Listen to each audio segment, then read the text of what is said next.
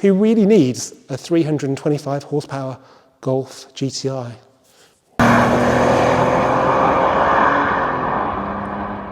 Hello and welcome back to the Volks Wizard channel. Now some of you may know 2026, which is only 2 months away, is the year in which Volkswagen will celebrate 50 years of its hot hatch icon, the Golf GTI. And to mark that momentous occasion, they are producing a special edition GTI called the Edition 50. This will follow the usual anniversary model formula of a bit more power, some nicer interior trim, and some interesting wheels, which luckily you can spec out if you don't like. As well as all that, a performance pack is available, and this is quite significant because it will affect the way the car drives both on the road and on the track. And also as part of that performance pack, you're able to get a Krapovich titanium exhaust system. This sounds brilliant, but it all will come at a price. How much exactly, we don't know yet because UK pricing hasn't been released yet. However, just this week, the Edition 50 was added to the Volkswagen Germany configurator, and this will give us a good idea as to the price and the spec of the cars that are coming to the UK. So in today's video, we're going to trawl that German configurator for facts and figures and try and answer some questions such as, should we call the Edition 50 the Edition 50 Grand? And more importantly, should you or I buy an Edition 50, or are we just getting carried away in all the marketing hype? Because who really needs a 325 horsepower Golf GTI? Okay, let's start then by talking about colours. There are 5 to choose from, so we've lost some of the normal colours from the Golf GTI and Clubsport range, but we've gained not 1, but 2 unique colours. I don't think we've ever had an anniversary model in the UK with a unique colour. The nearest I can think to that was the TCR in 2019, which wasn't an anniversary, when we got pure grey. So this time we have Tornado Red, which is that old favourite that was deleted in 2020 when we moved from Mark 7.5 to Mark 8, and it was replaced by the somewhat pinkier King's Red. Well, that's back as a solid special colour for €600. And we've got Moonstone Grey, which is another special solid colour for €600. Both those colours, I think, work really well with the red bits of the Edition 50. Moonstone Grey doesn't clash with the red, but really highlights the red bits. Tornado Red obviously doesn't highlight the red bits, but I think it looks a bit cleaner as a result. But I don't think I could spend €600 on a solid red like Tornado Red, when that colour has always been hard to sell Golf GTIs in, whether it's a Mark II or a 7.5. Luckily, there is another unique colour called Dark Moss Green. And by the way, they all come with a black roof, so you don't have to spec that extra. That's €860. And yeah, it's an interesting colour. We haven't had a green GTI, I think, since the Mark IV, when we had bright green pearl effect. Before that, we had dragon green on the Mark III, we had oak green on the Mark II, and we had laser green on the Mark I. Now, oak green is the most common green you think of when you think of a Golf GTI, but actually, it's nothing like dark moss green. I do respect Volkswagen for not just sticking oak green or laser green on this car. They've been inspired by the earlier cars, but they've created a green that looks really good in 2025. The only problem is they should have chosen a special colour that actually worked well with the red bits. I think the decal looks a bit rubbish on the green car, and the red wheels look absolutely hideous. The other red bits I can live with because they're quite subtle, but yeah, it's not a happy blend, that. I'm sure there must have been another colour that would have worked better, but at the moment, that would be the colour I would go for. I wouldn't go for Grenadilla Black, which is the other metallic, which costs £860, and you obviously can't see the contrast roof. And if you can't make a decision between those 4, well, there's always pure white for free, and that never looks wrong on a GTI, and it's very easy to live with as well. Now, let's talk about the wheels, where things become a little bit more complicated, not least because we have 6 wheel choices. So there are 3 styles. We have Queenstown, which is the, I guess, Mark V inspired wheel that we had as the factory option on the 8.5 GTI and Clubsport. That is a standard wheel, but instead of the silver diamond cutting, it is now red. which is, yeah, a very Marmite choice. Luckily, you can swap to normal Queenstowns with the silver diamond cutting for no extra cost. And if you don't like the Queenstowns, you can go for the Estorils, which are a pretty boring choice, but a safe choice. They're available in diamond cut and black, or just black, so nothing new there. And then we've got the Varmanaus, which came in for the 8.5s, and they're available in black or diamond cuts and grey, which is probably the one I'd go for. My slight reservation with those is that if they're a forged lightweight wheel, like the Pretoria, well, they may not last a couple of pothole impacts, and also because they're diamond cut, they may not last a winter. They're just the best design. They're a bit BBS inspired. They look classy. If you look at black Varmanaus, well, you can't really see the little details on them, so it's a little bit lost. And it's the same price, €555 for those. The Estorils are a little bit cheaper at €405. Now, it would appear you can spec semi-slick tyres on their own for an extra €1,000, and they are Bridgestones because that's what the tyre label says on the configurator. And there's only one semi-slick Bridgestone they're going to be fitting, and that'll be the Potenza Race, which was on the Edition 50 fastest Volkswagen lap record car. Now, apparently they're much better than Michelin Pilot Sport Cup 2s for dealing with bad weather, and clearly they work on track because this car was much quicker than the Clubsport S, which was on Cup 2s. But you wouldn't really spec them without the performance pack. So let's talk about the performance pack. This is big news because we've got some pretty hardcore chassis revisions that will influence the way the car drives, mainly on the track, but also on the road, although it might be for the worse on the road because it's going to be quite stiff. The good news is, though, DCC dynamic chassis control is standard on the base edition 50 and the performance pack car in Germany. Whether that comes to the UK, we shall see. So fingers crossed it will come with the edition 50 either way, and then missing out on the performance pack wouldn't be that big a deal. So for €4,200, you get the Akrapovic, you get the Varmanaus, but we'll talk about that shortly. You get the upgraded chassis, and you get the semi-slick tyres. Semi-slicks are £1,000. Varmanau upgrade is 555, so that's 1,555, and that leaves then 2,700 to cover the Akrapovic, and it's normally more than that on its own, and that kind of makes all the chassis upgrades effectively free. And there are quite a few of them. We could really do with somebody at Volkswagen just listing everything specifically so you can see the value in there. Now, yesterday when I looked at the configurator, there were two options. You could have a Queenstown red option performance pack for €555 less than the Varmanau one, and that's because that's the 555 upgrade to the Varmanaus. But that seems to have gone now, and it's got a bit confusing. The options are still there. There are two images under the packages, but I can select both, which seems really odd. So what they've done, I think, in the last 24 hours is simplified the performance packs in that if you pay €4,200, you get the top wheel, the Varmanau, but if you want an Estoril or a Queenstown, whether it's diamond cut or red, you can have that, but we're not going to give you any money off. So you know what to do. Go for the Varmanaus. Okay, now let's have a quick look at the interior, because I'm a real fan of the new upholstery. It's interesting and it looks more premium. They've got rid of the big splodges of red on the backs of the seats now, and it's distributed a bit more evenly with some nice red piping, contrast stitching. MG Metro seat belts, which I'm a big fan of. And we've got some interesting fabrics. So we've got a tartan section in the centre. We've got a tweedy section on the outside of the seats. It just looks amazing. And if ever an interior needed to look better, it's the one of the Clubsport. We're going to have Alcantara in the doors, which we should soften it up a lot as well. So yeah, I'm happy with that.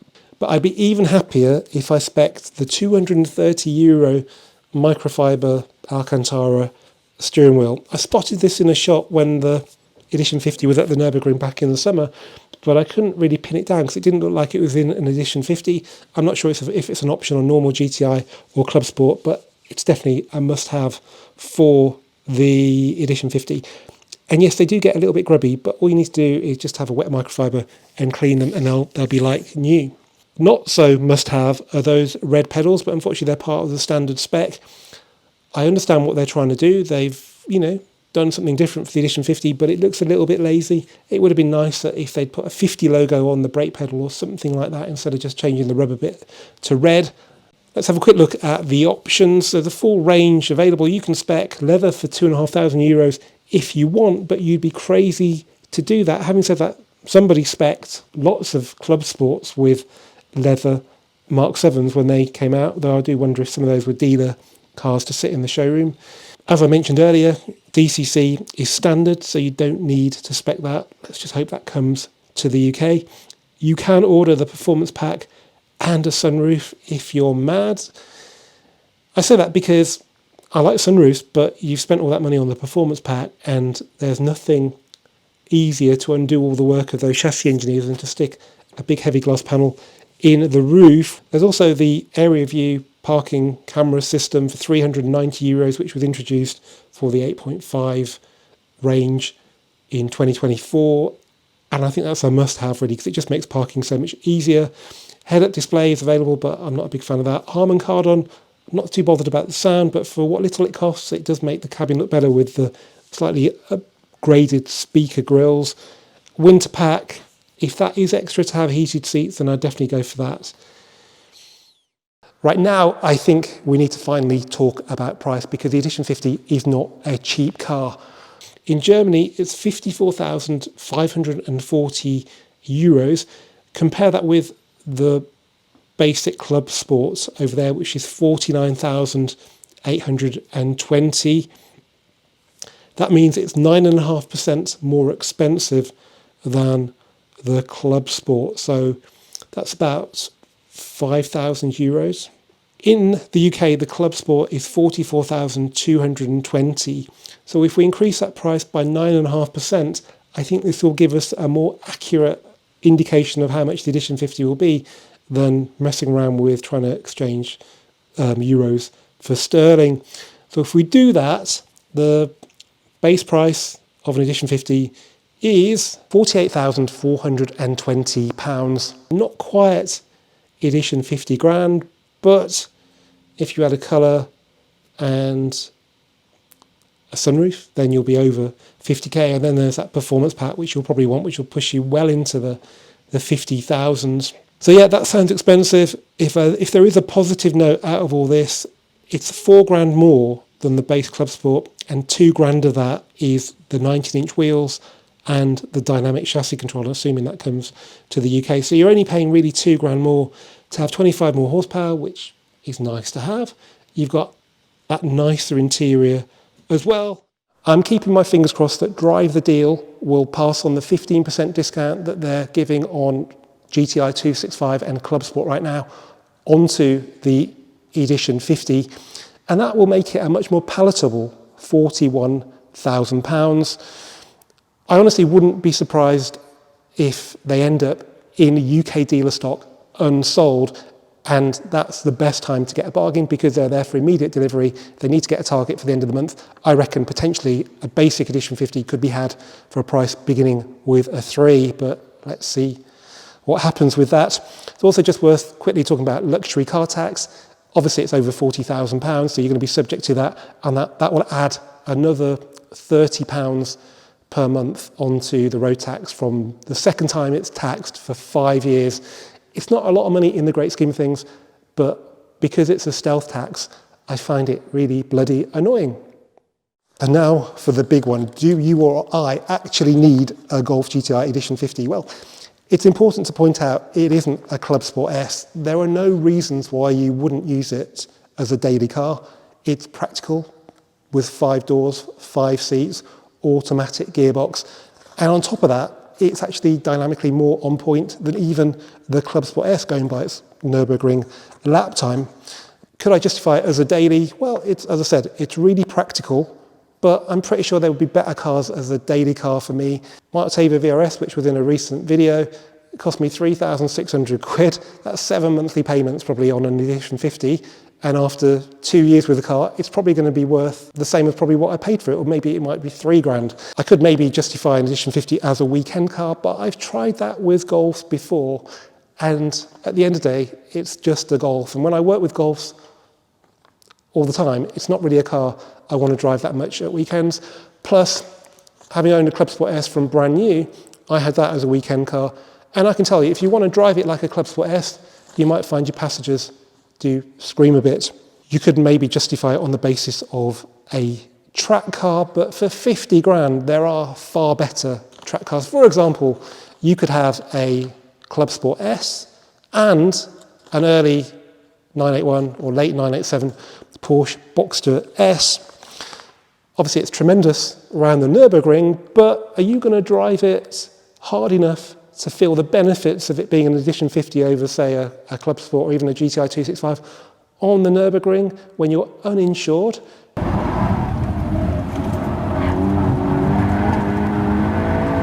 I'd be a lot quicker driving around the Nürburgring in a Mark V Golf GTI that owes me 5 grand, because if somebody writes it off, and it might not even be me, I won't have the financial burden hanging over me, let alone all the costs of crashing at the Nürburgring. And if you don't drive it on track, well, do you need the performance pack? And then actually, do you need an Edition 50? Do you even need a Golf GTI Clubsport? An 8.5 GTI 265 is an amazing all-rounder and quite a lot cheaper as well. And throwing this in as well, you could buy a Golf R for the same money as an Edition 50, which has other benefits like four-wheel drive, so you can use that performance all year round. And I think on the road, it would actually be a quicker car. Also, we have the small matter of depreciation. Now, whilst cars like the Golf GTI Edition 30, 40 and TCR are highly sought after now, when they were being produced, the dealers really had a glut of them and prices were pretty poor. I've sold TCRs that were a year old for less than they are now, and I don't think Edition 50 will be any different. It's not limited production in that it's numbered, it's just limited by how long it will be in production for, and I don't think we know that as yet. So if you're buying it as an investment, I would look elsewhere. I think in the longer term, once they've lost the first 3 years worth of depreciation, they may well stabilise, particularly because we're moving to electric, and it's going to happen one day. I hate to say this, but the Golf will be an electric car. When it comes to investments, though, it's worth looking at the Clubsport S. This was 34 grand brand new in 2016. They're selling with delivery miles for 45 to 50. At 45, you haven't beaten inflation, so you've actually lost on the deal. At 50, I doubt once you factor in storage, servicing, etc., you're going to make any money. So yeah, even if it's a really good Golf when it comes to depreciation, it's still not an investment. On the plus side, the flippers that snatched a lot of the 150 Clubsport S's that were allocated to the UK won't be looking at Edition 50, because I can't imagine, even if you have an early one and you want to flip it, it'll be worth it, because the discounts are going to be good and there'll be lots of supply. Volkswagen need to make money with this car. They're not really doing it to celebrate an anniversary. Just like the original Golf GTI, they didn't do that for fun. They did that to make money, and they need to make money on this car, and to do that, they need to sell quite a few of them to get repayment for all that R&D work, particularly on the chassis. Okay, so now we have a rough idea how much the Golf GTI Edition 50 is going to cost when it comes to the UK. I think the only thing missing now is how the car drives. I'm very grateful to you guys where in previous videos you've posted in the comments saying that you want me to go and review the Edition 50. I think the fact the car is on the German configurator now means the international launch can only be a matter of days away, and as yet I've received no invitation for that. Anyway, ultimately it's probably a waste of time, because if it's tested on the track, I'm sure it will do really well, but it's irrelevant to normal owners like you and I. And if they test it on the road on smooth tarmac like most of Europe is, then we won't really get a feel for how it drives in the UK. I have a horrible feeling it's going to be quite a stiff car, even with DCC. As we found out with Mark 8, DCC is useful, but it doesn't massively change how the car feels, because it's only a small element of the total chassis tune. And it's so much quicker around the Nürburgring. I can only think a lot of that has come from making it stiffer, which is in stark contrast to the very supple, at least in comfort mode, Clubsport S. But that's, sadly guys, is what comes of chasing Nürburgring lap times. As ever guys, thank you for your support and for watching this Volkswagen video. Keep subscribing, keep commenting, and I'll see you for the next one very soon.